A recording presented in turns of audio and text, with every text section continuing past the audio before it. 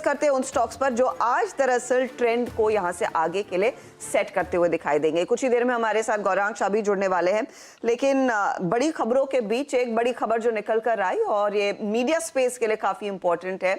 जी entertainment और सोनी की deal को फाइनली कंपटीशन कमीशन ने दरअसल अनुमति दे दी है। कुछ क्लॉजेस हैं लेकिन एक क्लियरेंस आता हुआ। अनुज, इसके मायने क्या होंगे? क्योंकि लोग बस बैठे हुए थे कि कब इस डील को फाइनल अप्रूवल मिलेगा या नहीं मिलेगा, क्या मायने होंगे और क्या इम्पैक्ट लार्जली शेयर धारकों के लिए निकल कर आता है? और देखिए, एक बार जब ट्यूसडे का चार्ट लेकर आइए स्टॉक का, इंट्राडे चार्ट ट्यूसडे का, तो थोड़ा सा आप देखेंगे कि कहीं ना कहीं मार्केट ने फैक्टर इन किया था। 6.5% स्टॉक ऊपर था ट्यूसडे को।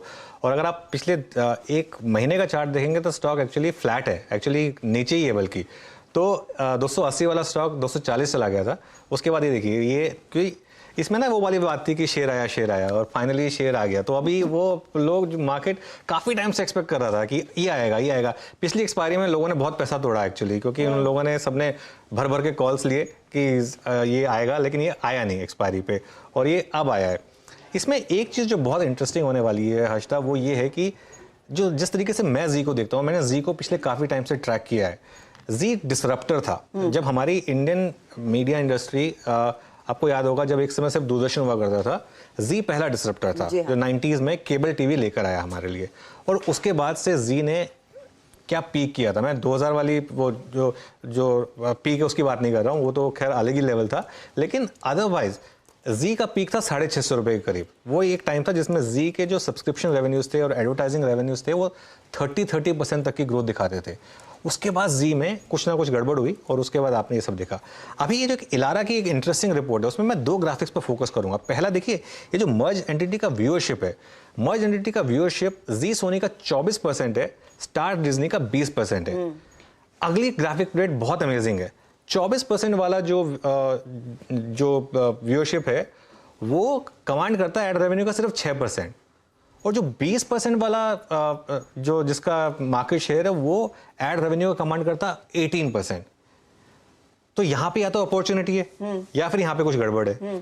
तो अब मार्केट डिसाइड करेगा कि अपॉर्चुनिटी है या गड़बड़ है, क्योंकि इसका रीजन क्या है? इसका रीजन ये है कि स्टार और डिज्नी जो है उसमें काफी एक सीमलेस इंटीग्रेशन है डिज्नी और हॉटस्टार और स्टार में। जी हाँ। और अगर आपको बोला जाए कि टॉप ओटीटी प्लेटफॉर्म क्या है, तो एक नेटफ्लिक्स का नाम आएगा और उसके बाद आप डिज्नी हॉटस्टार का नाम लेंगे, ठीक है ना?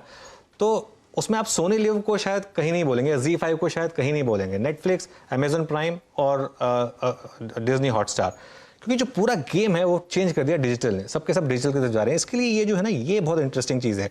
और उसी में सब्सक्रिप्शन रेवेन्यू देखिए आप, सब्सक्रिप्शन रेवेन्यू में जी सोनी का शेयर है 18% और स्टार डिज्नी का शेयर है 25%। यहां पर मेरे ख्याल से अब देखिए 2 चीज़ें होंगी।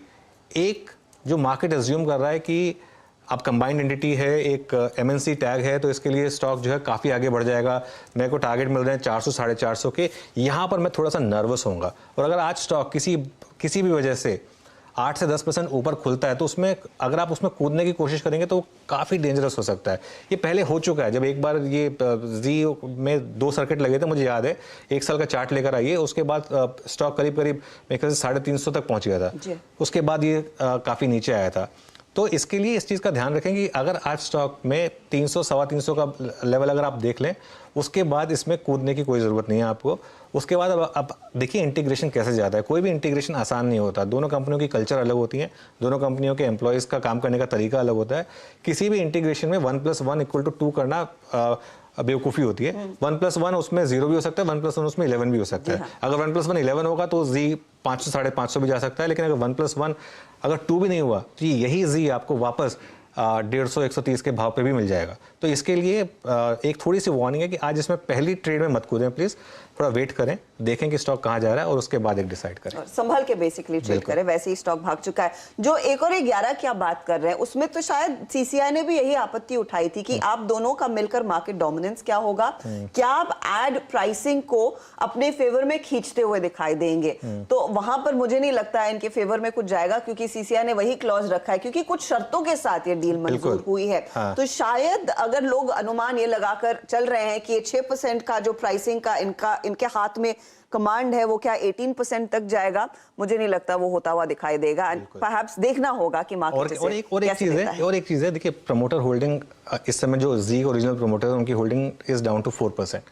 वो अपना उनका पूरा का पूरा जो शेयर है वो सब बिक चुका है, तो उनका स्किन इन द गेम बहुत कम है। और मर्ज एंटिटी में भी उनका स्किन इन द गेम काफी कम होगा। तो एक अगर नई मैनेजमेंट आती है उसको आगे लेके जाती है तो अलग बात है, लेकिन रिस्क फैक्टर्स हैं यहाँ पर। बता दें कि मनी कंट्रोल पर दिए गए विचार एक्सपर्ट्स के अपने निजी विचार होते हैं। वेबसाइट या मैनेजमेंट इसके लिए उत्तरदायी नहीं है। यूजर्स को मनी कंट्रोल की सलाह है कि कोई भी निवेश निर्णय लेने से पहले सर्टिफाइड एक्सपर्ट की सलाह लें।